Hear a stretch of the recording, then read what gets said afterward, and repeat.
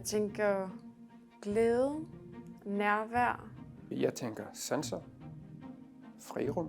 Det sætter nogle farver i ens liv, når det er hårdt.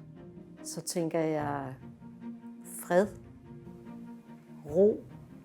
Jeg synes, det er meget hyggeligt. Forskønnelse, smerte, menneskelighed, normalitet. Jeg tænker, det er glæde.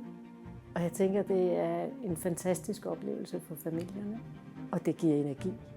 Sådan omsorg og en magisk lille rum, et univers, der kommer ind i en helt anden verden, man er i. Man kommer lidt væk fra hele det rum, hvor man er kun på hospitalet, og der er lidt gråt. Og måske at kunne være sådan et sted for sig selv med sine egne følelser. Selvfølgelig er sådan, at jeg er glad. Det er nok det, musikberiget er.